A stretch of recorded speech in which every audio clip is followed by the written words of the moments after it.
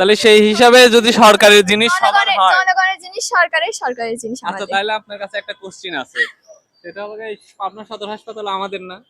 হ্যাঁ আমাদের সবার। তা আমরা যখন হলো পাবনা আপনাদের ফুল সদর ছিঁড়তে কেউ নিষেধ হাসপাতালে, করে নাই, ফুল নিয়ে যায়। না না একটা কথা আছে, আপনি যেহেতু বললেন সরকারি জিনিস আমার, সেক্ষেত্রে আমার প্রশ্নের উত্তরটা দেন যে আমাদের পাবনা সদর হাসপাতাল আমার না? হ্যাঁ অবশ্যই। তাহলে আমাদের যদি হয়, আমরা বাসায় যেভাবে পরিষ্কার পরিচ্ছন্ন থাকি, সদর হাসপাতালে এসে খাওয়া দাওয়ার পর বা অন্য কোনো কিছুর পর সেইভাবে কি পরিষ্কার পরিচ্ছন্ন রাখি? ওটা হচ্ছে সবার মন মানসিকতা, আমরা তো একদম একটু নোংরা করিনি, একটা জিনিস ফেলিনি, আরো এই যে নোংরা খুঁটি নিয়ে যাচ্ছি। তাহলে আমাদের উচিত কি আসলে? আমাদের উচিত হচ্ছে সবসময় এটা পরিষ্কার রাখা, কেউ যেন কোথাও ময়লা টয়লা না ফেলে, এগুলো দেখে রাখা। এখন সবাইকে বলতে হবে, এখন কে করতেছে কাউকে মানা করবো? আমরা ছোট মানুষ, আমাদের কথা কি বড়রা শুনবে? না, এটা নিয়ে আমরা এই জন্য আজকে একটা ভিডিও ছাড়ছি, সেটা হলো যেহেতু সরকারি সব জিনিস আমাদের, তাই আমাদের উচিত যে কোনো কিছু নষ্ট না করে আমাদের ওইগুলার, করতেছেন আমার ফুলগুলা, এই ফুলগুলা তো এমনি নষ্ট ফুল পড়েছিল।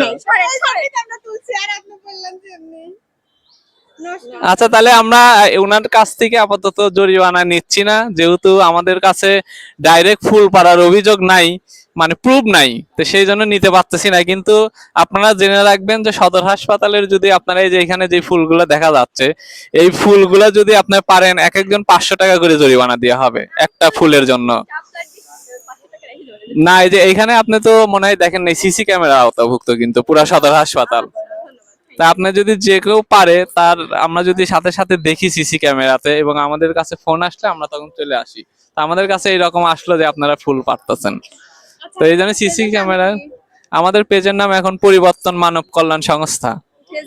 হ্যাঁ, ফেসবুকে, ইউটিউবে, টিকটকে সব জায়গায় আছে। তো ঠিক আছে, ধন্যবাদ। Thank you.